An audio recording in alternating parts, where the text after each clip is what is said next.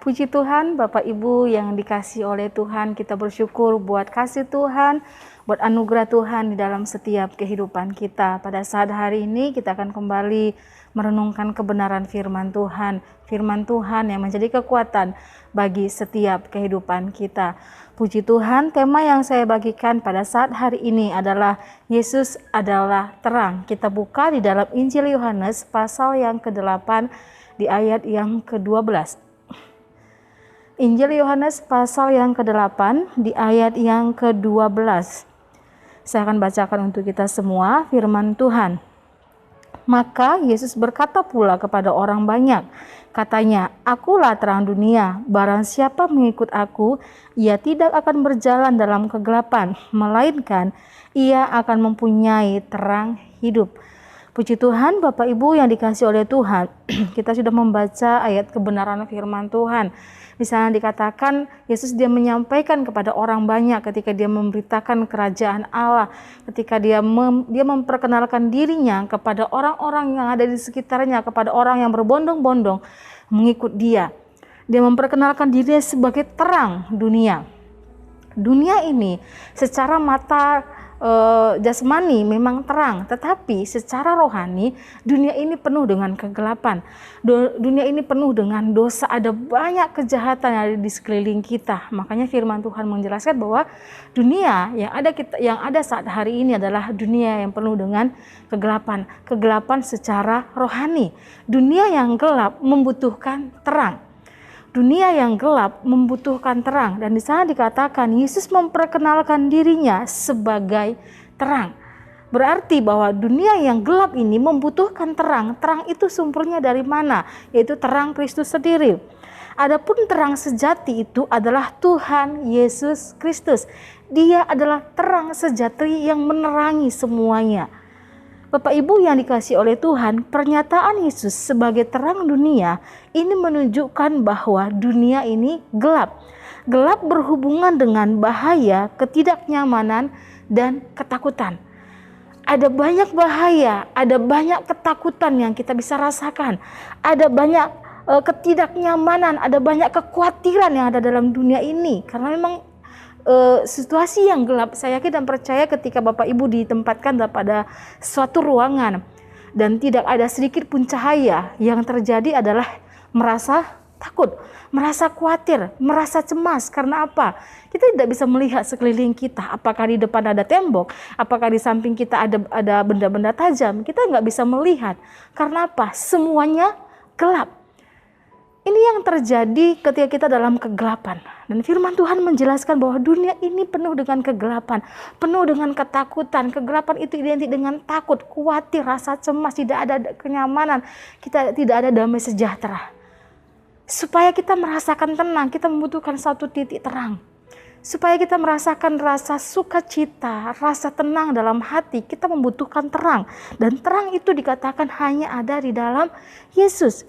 Kegelapan juga merupakan simbol dari dosa. 1 Yohanes pasal yang ke-6 1 Yohanes pasal yang pertama di ayat yang ke-6. Surat 1 Yohanes pasal yang pertama ayat yang ke-6 di sana dikatakan, jika kita katakan bahwa kita beroleh persekutuan dengan Dia, namun kita hidup dalam kegelapan, kita berdusta dan kita tidak melakukan kebenaran. Kegelapan juga merupakan simbol dari dosa. Di sana firman Tuhan menjelaskan bahwa kalau kita mengatakan kita bersekutu dengan Dia, tetapi kita masih dalam dosa, kita masih dalam kegelapan, firman Tuhan menjelaskan kita berdusta, kita tidak melakukan kebenaran. Kalau kita masih melakukan dosa, kita tidak melakukan kebenaran firman Tuhan, kita tahu firman Tuhan tetapi kita tidak mau melakukannya, firman Tuhan menjelaskan kita masih ada di dalam kegelapan. Kita masih dilingkupi, dipenuhi oleh kegelapan. Dan juga gelap memiliki pengertian, yaitu dosa secara spesifik, yaitu seperti kebencian, rasa marah, dosa-dosa yang mungkin kita tidak sadari dalam diri kita. Kesombongan itu juga adalah dosa, disebut dengan kegelapan. 1 Yohanes pasal yang kedua ayat yang ke-11. 1 Yohanes pasal yang kedua ayat yang ke-11 di sana dikatakan, tetapi barang siapa membenci saudaranya, ia berada dalam kegelapan dan hidup di dalam kegelapan. Ia tidak tahu kemana ia pergi karena kegelapan itu telah membutakan matanya. Sana firman Tuhan menjelaskan bahwa tetapi barang siapa membenci saudaranya, barang siapa tidak bisa memaafkan, ada rasa marah, rasa dengki, rasa benci kepada orang-orang sekeliling kita, kepada saudara dekat, mungkin kepada saudara-saudara yang lain. Firman Tuhan menjelaskan ia berada dalam kegelapan. Sekalipun kita berkata bahwa saya ikut Tuhan, saya melayani Tuhan, saya beribadah kepada Tuhan, saya setia kepada Tuhan. Tetapi firman Tuhan menjelaskan kalau kita masih membenci, kita tidak bisa memaafkan. Firman Tuhan menjelaskan kita belum ada dalam terang.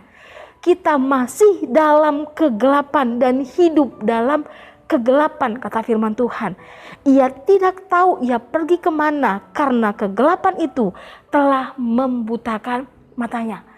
Kita masih dalam lingkupan kegelapan. Sehingga apa? Tetap ada rasa tidak nyaman dalam diri kita. Ada perasaan yang tidak ada damai dalam hidup kita, tidak ada sukacita. Sekalipun kita berkata, aku melayani Tuhan, tapi kenapa saya selalu khawatir? Saya melayani Tuhan, tapi kenapa tidak ada damai sejahtera? Mari Bapak Ibu yang dikasih oleh Tuhan, koreksi diri kita, lihat diri kita. Apakah kita sudah adalah pribadi yang suka memaafkan? Apakah kita pribadi yang masih membenci orang-orang sekeliling kita? Sekalipun itu adalah mereka yang membenci kita. Dan firman Tuhan mengasihi, itu yang Tuhan kehendaki. Supaya apa? Kita berada dalam terang. Dan siapa yang melakukannya, siapa yang masih membenci, siapa yang tidak bisa memaafkan, firman Tuhan, dia masih ada dalam kegelapan. Jadi apa yang harus kita lakukan supaya kita memperoleh terang Kristus?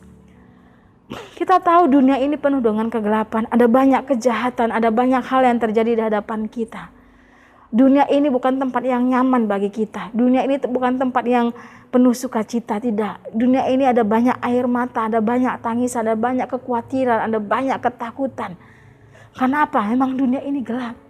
Tapi bagaimana di dalam dunia yang gelap ini kita memperoleh terang itu?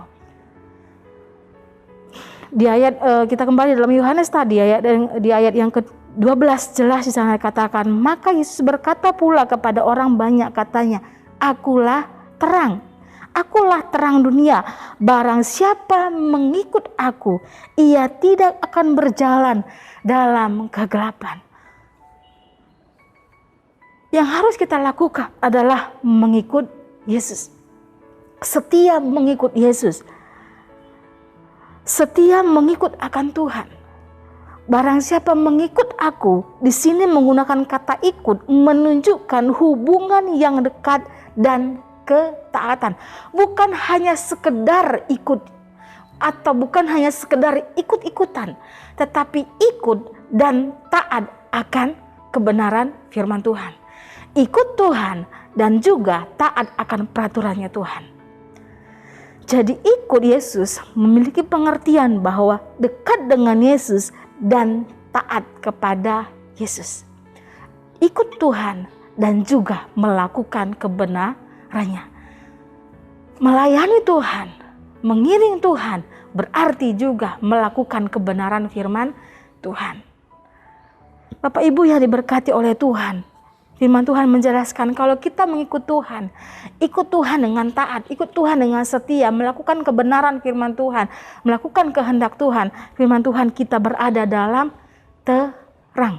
Kita tidak lagi berada dalam kegelapan. Jadi Bapak Ibu yang diberkati oleh Tuhan, ketika kita adalah tinggal dalam terang Kristus, Yesus ada dalam diri kita. Yesus tinggal dalam setiap kehidupan kita. Dan firman Tuhan menjelaskan bahwa kita juga adalah terang dunia. Di dalam Matius pasal yang ke-5, di ayat yang ke-14 sampai dengan ayat yang ke-16, Matius 5 ayat 14 sampai dengan ayat yang ke-16 di sana dikatakan, "Kamu adalah terang dunia. Kota yang terletak di atas gunung tidak mungkin tersembunyi. Lagi pula orang tidak menyalakan pelita lalu meletakkannya di bawah gantang, melainkan di atas kaki dian sehingga menerangi semua orang di dalam rumah itu. Demikianlah hendaknya terangmu bercahaya di depan orang, supaya mereka melihat perbuatanmu yang baik dan memuliakan Bapamu yang di surga." Bapak Ibu yang dikasihi oleh Tuhan, saudara-saudari yang dikasihi oleh Tuhan, firman Tuhan menjelaskan kita juga adalah terang dunia. Kita juga harus menjadi berkat dimanapun kita berada, menyatakan kebesaran Tuhan, menyatakan kemuliaan Tuhan. Di kalimat yang terakhir di sana dikatakan, supaya mereka melihat perbuatanmu yang baik dan memuliakan Bapamu yang di surga. Tuhan menghendaki kita menjadi berkat dimanapun kita berada. Tuhan menghendaki bahwa setiap kehidupan kita sebagai anak-anak Tuhan yang tinggal dalam terang Kristus, itu juga menjadi terang dimanapun kita berada. Di dalam Filipi pasal yang kedua ayat yang ke-15. Filipi pasal yang kedua ayat yang ke-15. Saya katakan, supaya kamu tidak beraib dan tidak bernoda sebagai anak-anak Allah yang tidak bercela di tengah-tengah angkatan yang bengkok hatinya dan yang sesat ini, sehingga kamu bercahaya di antara mereka seperti bintang-bintang di dunia. Firman Tuhan menjelaskan supaya kita bercahaya, kita menjadi terang seperti bintang-bintang, kata firman Tuhan. Dan cahaya itu bisa dilihat oleh orang-orang sekeliling kita. Cahaya itu bisa disaksikan, bisa dilihat oleh orang-orang lain. Di dalam Yesaya 60 ayat yang kedua. Yesaya 60 ayat yang kedua firman Tuhan, sebab sesungguhnya kegelapan menutupi bumi dan kekelaman menutupi bangsa-bangsa, tetapi terang Tuhan terbit atasmu dan kemuliaannya menjadi nyata atasmu. Bapak Ibu yang dikasihi oleh Tuhan, terang Tuhan terbit dalam setiap kehidupan kita. Jadilah berkat, jadilah teladan dimanapun mereka berada. Menjadi pribadi yang baik di hadapan Tuhan, menjadi pribadi yang baik di sekitar kita. Supaya apa? Firman Tuhan menjelaskan, supaya nama Tuhan dipermuliakan. Dunia ini penuh dengan kegelapan, tapi bagaimana kita sebagai anak-anak Tuhan tinggal dalam dunia ini menjadi terang, menjadi berkat, menjadi contoh, menjadi teladan dimanapun kita berada. Dan nama Tuhan dimuliakan melalui setiap kehidupan kita. Puji Tuhan, Tuhan Yesus memberkati. Kita berdoa. Terima kasih Tuhan, terima kasih Bapa buat kasih setiamu di dalam setiap kehidupan kami. Terima kasih Tuhan, Engkau Yesus yang menjadi terang dalam setiap kehidupan kami. Dan ketika kami tinggal di dalam Tuhan, biarlah kami juga boleh meneladani apa yang Yesus kerjakan. Menjadi anak-anak yang taat akan Tuhan, menjadi anak-anak yang dengar-dengaran akan Tuhan, menjadi contoh, menjadi teladan yang baik bagi orang-orang sekeliling kami. Sehingga nama Tuhan dipermuliakan dalam setiap kehidupan kami. Nama Tuhan ditinggikan, dan biarlah Tuhan Roh Kudus yang akan memberikan kami kemampuan untuk hidup dalam kebenaran firman-Mu. Terima kasih buat janji-Mu, terima kasih buat kasih-Mu di dalam setiap kehidupan kami. Berkati materaikan firman-Mu di dalam setiap pribadi kami. Terima kasih Tuhan, terima kasih Bapa. Ya Tuhan, terima kasih karena Engkau telah meminta kepada Bapa untuk menguduskan keluarga GPDL Sada Magelang dalam kebenaran. Firman-Mu adalah kebenaran. Terima kasih Tuhan, jadilah kehendak-Mu di dalam setiap kehidupan kami. Dalam nama Tuhan Yesus Kristus kami berdoa mengucap syukur. Haleluya. Amin.